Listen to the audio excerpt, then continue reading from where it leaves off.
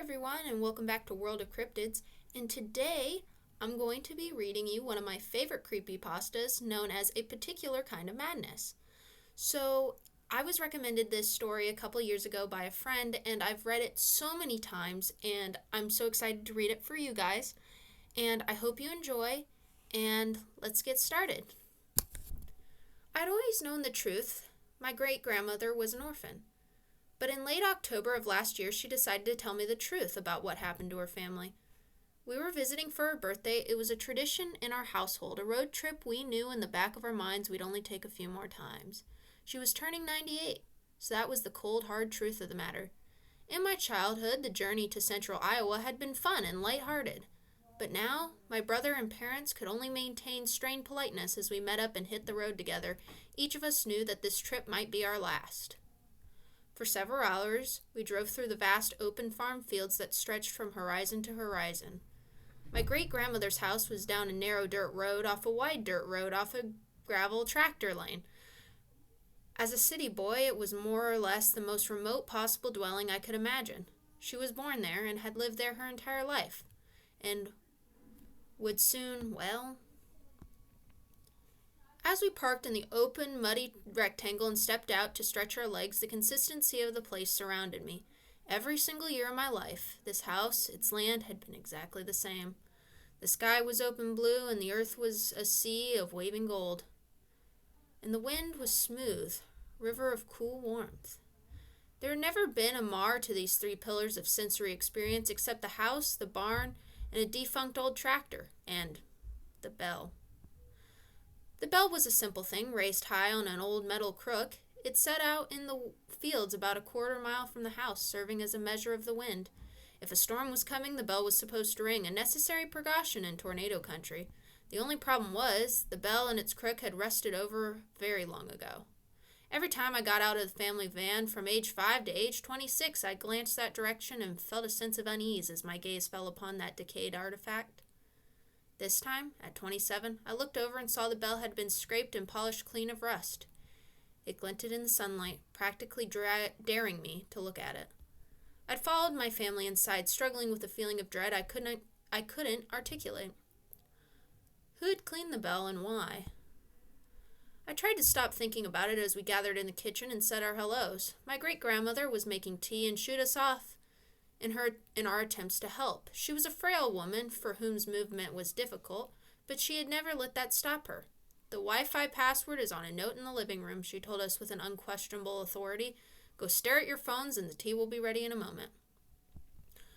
My brother and I did as we were told. My parents turned on the television instead of looking at their phones. For a few minutes, we stayed in our separate worlds, only returning to the present when my great-grandmother brought in tea, and we had a nice time.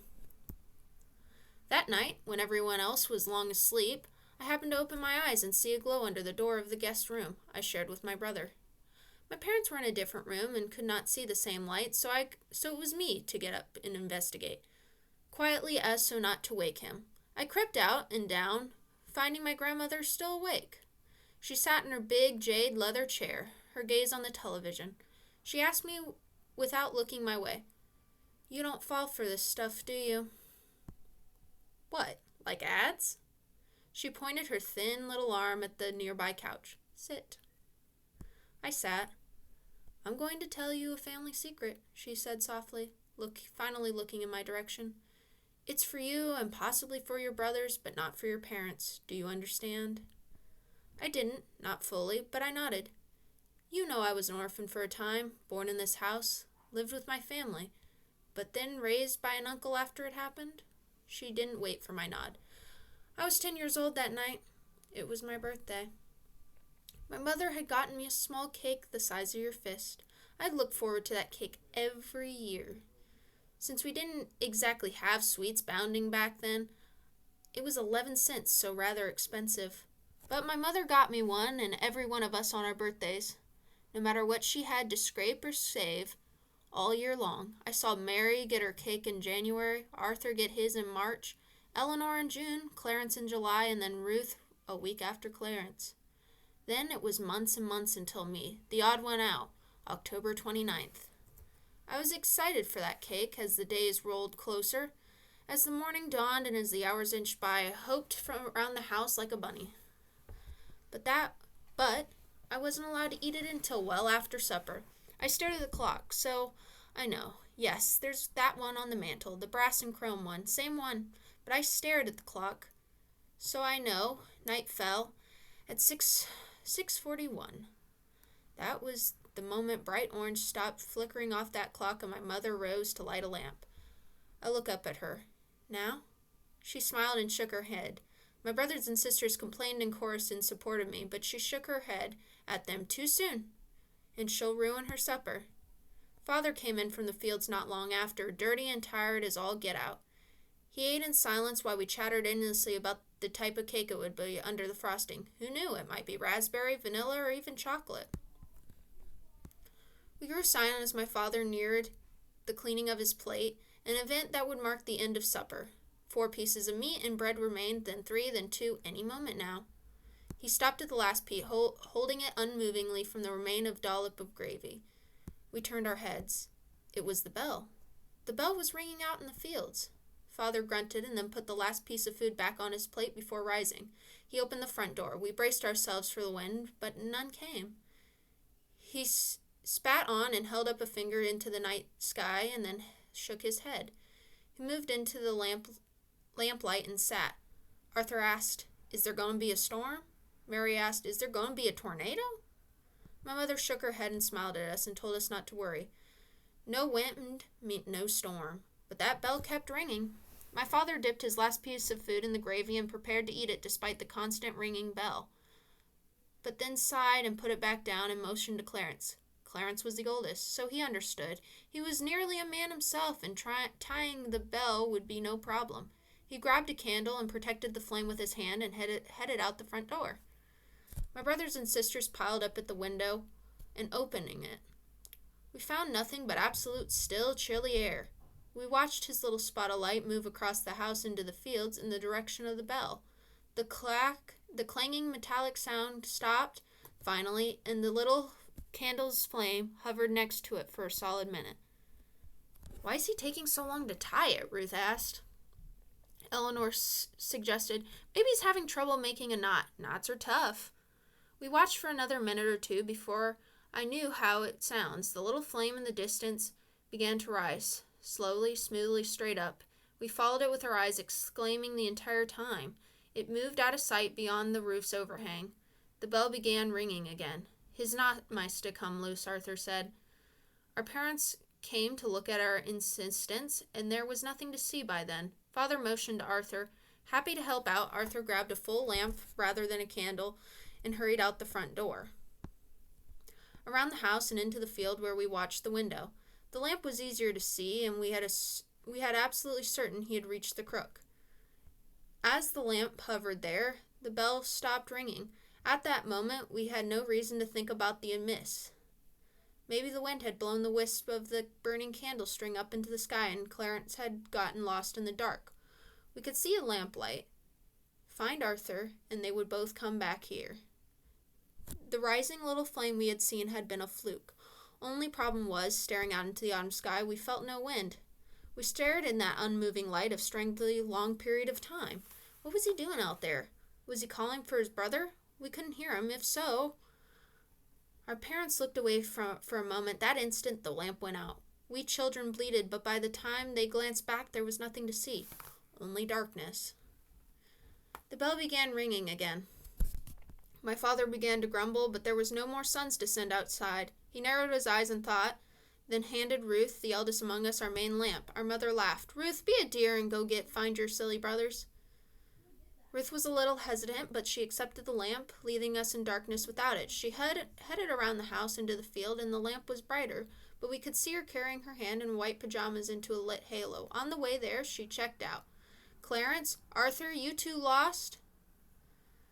About halfway, there were 2 lights had been spotted. Her calls went instantly mid-sentence. "Clarence, Arthur?" It wasn't that she had given up yelling. The sound reaching us had simply stopped completely. We could see her carrying the lamp. We could see her hand, her pajamas, and still her turning this way and that, and even raised the house lamp near her face, and we saw her shouting into the darkness, just as we had heard anything. Nothing except that constant clanging bell, moving faster in pace, louder in urgency. Mary, Eleanor, and I looked up at our parents in a fearful gaze. Our father shook his head, speaking for a first moment. There's no wind out there, after all. The air is like a river inside an ocean. It's moving fast out there, carrying her voice away, but we can't feel it here. My mother seemed worried, and she nodded and accepted that. We saw her accepting it, so we gulped and believed it, too. We all glued our eyes to that open window. Ruth reached the bell in the stronger light as it entered our view, unmoving at the exact time we heard it stop ringing. Ruth looked this way and that, clearly concerned. She had seemed to slightly yell a time or two before moving closer to the motionless bell. A half-tied rope hung from the crook, an indication that someone had attempted to tie it, but we couldn't see Clarence or Arthur anywhere near her. She put the lamp down on the ground and freed her hands, taking the rope and the rest of the way. But that was almost when we saw the light laying lowly across the recently harvested stalks. We waited, breaths held. The air in my lungs started to burn. At last we were forced to breathe again. Ruth's light continued to sit there, barely visible among the broken plants. "What's taking so long?" Mary asked. Eleanor said, "I hope she's all right. Father told us." "She's fine. Damn kid's just playing a game with us." Our mother nodded in agreement. "Eleanor, go fetch your sister, will you?" Eleanor shook her head. "No way. It's scary out there. It's just a game. You're not playing a game with us too, are you?" "No," Eleanor gulped. "Then go get your sisters and brothers and tell them to come back in." It was pitch black out there and almost the same inside with us, save for the lone candle. Trembling, Eleanor took the last candle and crept out into the night, scooting along the side of the house to stay as close to us as possible. Shakily, she called, "Ruth, Arthur, Clarence, this isn't funny anymore." Now it was we who sat in the dark, as Eleanor began to move further and further away with the last of our light. We tensed. Father eyed the open front door, and Mother slowly moved close and latched it. I wondered what they meant by that move, because how were they supposed to get the others back in? But I suppose they had to unlatch it if someone came back and knocked. Mother moved away from us in a search of more candles.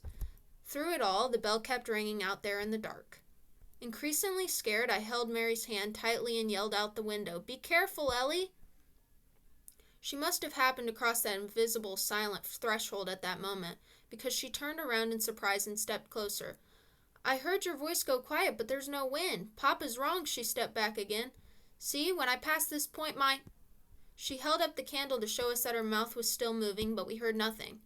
Come to think of it, her hair wasn't moving. We hadn't seen Ruth's pajamas billowing in the wind. I asked Father, "What's doing that? What's making it quiet out there?"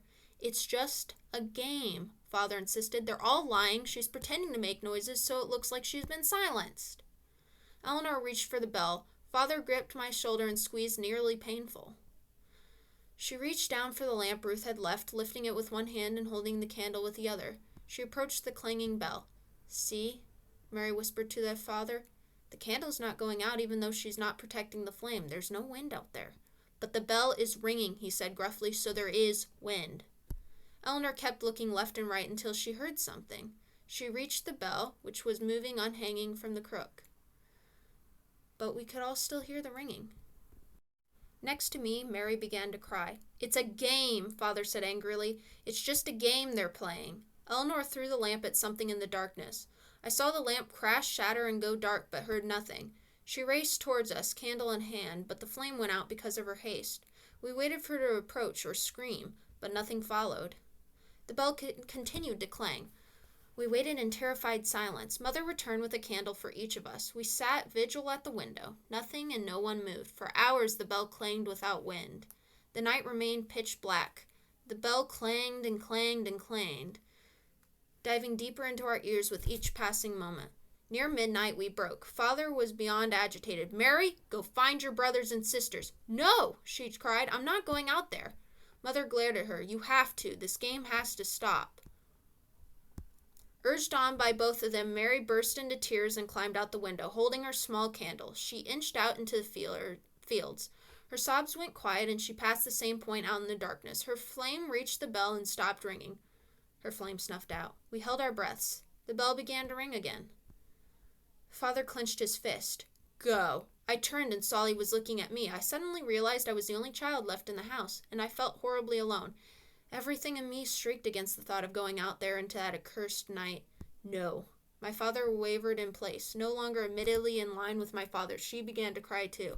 "What are you doing?" he demanded. "It's just a game. There's nothing to be scared of." She screamed and demanded, "Why do you keep saying that? Why have I been helping you do this?" He grabbed her and shouted in her face, "Because we haven't been sending our children to their deaths. That's not what's happening." She pushed his hands away and ran for the window, passing past me and tumbled out and screamed into the still clanging bell. Not out of fear of my father, but out of terror for her children. "Arthur, Clarence, Ruby, Eleanor, Mary, for God's sake, where are you?" He growled and leapt out after, yelling, "We didn't kill them. Everything's fine." They both shouted until they passed the point in the dark and all went silent, except for the bell. Twice more it stopped ringing, and twice more it began again. In panic and terror beyond reason, I closed and latched the window and pulled all the furniture against every entry of the home. I curled into the cupboard beyond the last candle up to my face and slowly melted its way down my fingers. I was alone. Somehow I was alone. We had all seen the danger, stared right at it as it happened, but one by one, they had all gone there anyways. I had been surrounded by a full band of siblings my entire life, and now I was completely and utterly alone, in a house in the middle of nowhere. By the length of the candle, it was 3 a.m. when the knock came at the door. I trembled, but did not make a sound. The knock sounded again. 40 heartbeats later, it was louder this time. I shook, holding my candle tight. The third knock was more tremendous, a crash or a kick. I heard the door explode inward. 60 heartbeats of silence passed, and then the floorboards creaked. Something in me told me to put the candle out for fear of it being seen through the cracks of the cupboard. But I didn't dare. Not darkness. I couldn't handle darkness. I would scream if I did, so I kept it lit. Slow, quiet steps moved through the house. Whomever it was seemed to be pausing and listening at times. At others it would rush forward into a random spot in a sudden frenzy and then stop abruptly. 400 heartbeats after that, the bell began ringing again. But this time, it rang from inside the house. It rang from the kitchen. It rang from near the bed. It rang outside my cupboard. Clang, 10 feet away. Clang, 5 feet away. Clang, right up against the cupboard door. And then it opened. I sat expectantly, mouth open and eyes wide, as I waited for my great-grandmother to continue. After a bit, I realized what it was. "What? But what did you see?" She shook her head. "That's not the point. I'm here, so obviously I survived. And a young man like you doesn't need to know about the horrors that walk outside the paved cities of man." I gulped. I asked, "You're not just pulling my leg. This really happened?" "Yes." Her gaze went distant by the television light. "But here's what I want to tell you, and you should tell your brother. The thing that opened that cupboard door stared at me from the dark. The thing that hoped to wait out my candle before the coming of dawn. The bell had been tied to one of its teeth with a blood-soaked rag, such that it would clang when its mouth was open for hunting. Somehow, someway, some heroic poor soul managed to tie that warning bell to that thing before they died. We heard that warning bell all night long, and yet my entire family walked out there one by one. We didn't listen because we didn't want to listen. My father knew what he was doing, halfway through. But he didn't want to accept what he had already done, so he did even worse to continue living the lie. I narrowed my eyes. "What are you saying?" She grabbed my hand briefly. "Fear will tell you to put your candle out, but your head will tell you to keep it lit. Don't give in to fear. You keep it lit. You'll get through this." I turned my head. I'd become aware of the sound in the distance. Is that the bell? I was so caught up I didn't notice. How long had that been ringing? She clenched her fist and turned back to the television. So guys, that's all of that story. Sorry, it was a bit long, but yeah, I freaking love that story, and I hope you did too, and I'm really excited to read you some more creepypastas at some point, and I think my next one will probably be Mr. Widemouth, so let's all look forward to that. Have a great day, guys, and I'll see you in the next video.